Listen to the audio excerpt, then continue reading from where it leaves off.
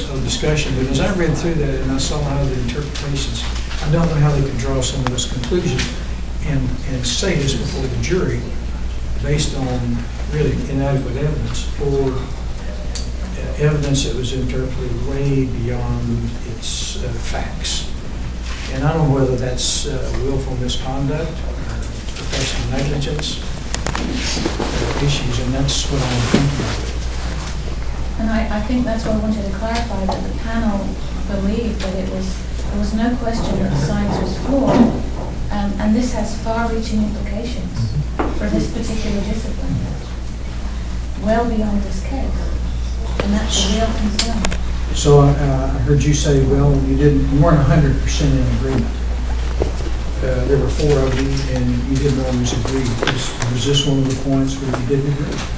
I think I've already kind of covered my concerns in this just through my questioning with Dr. Kerrigan, and I didn't really touch on the point you're making about testimony and things like that. I would go back to my earlier statement that, in my opinion, there are times in which the communication of the forensic analysis, for example, to a jury, can be part of the job and can result in professional negligence. Now, we really haven't addressed here today whether that happened in the Willingham case. That's certainly an area that the commission could examine. But I think it does come back, as Dr. Kerrigan said, to was there an articulable standard of care in the first place? I mean, you can really almost go 2 different places with that. You can look at the articulable standard of care and see that if they followed it. And then you might get to the second question, was there one? Can you figure it out? And then did they follow it at the scene? Did they misconstrue it in their testimony to the point that it affected the forensic analysis or the communication of the forensic analysis? Right? We're almost getting into a different area there. That's a concern. Okay. All right, there's a motion, there's a second. Any further discussion? All those in favor, raise your hand. Any opposed? All right, we're unanimous. We will move forward. I do want to ask whether you are interested in doing this at a meeting on September the 17th rather than the quarterly meeting in October. I am. Definitely. Okay, everybody check their schedule. They're all okay. We haven't picked a location, but you certainly do need to make sure that That's a full commission? Yes. No, full commission. Full commission. Can I suggest too that you might want to tell those responding parties that might want to have input prior to the commission making a decision on this case, a deadline prior to September 17th that you would like to have the material so that you can review them prior to taking a vote? Well, let's establish that deadline. Well, first of all, let's see whether we agree on the 17th. Is there a motion to have a special meeting on September the 17th? So moved. Daniel Skeen, is there a second? Second. Any further discussion? All those in favor of September the 17th, raise your hand. We have a majority. Any opposed? Just won't be able to make it. I have a commitment. Well, if we have commitments, I think it's important. Yeah, we need to try and work with people's calendars. Yeah, rework a day. That was the only day that I could find, you know, where I thought enough people were going to be there, and it's the first I've heard that there was a conflict. I'm also one of them. It's 3. Because we don't know art schedule. We don't need to figure out art schedule. All right. Well, let me put them. Ask. Can we change the motion to this? Well, we've already passed the motion, but amend the motion to Lee will email around potential dates and see if we can come up with a date. Yes. We don't need to amend the motion because the motion was to meet at a later date. Later Yeah, date. so we can just Before the quarterly meeting. Yeah, we can just allow Lee to schedule it for us. All right. We will work on identifying that. Now, as soon as we identify that date, I would move that we request that any responding documents, comments and so forth be submitted in writing to the commission no later than 2 weeks before that particular date.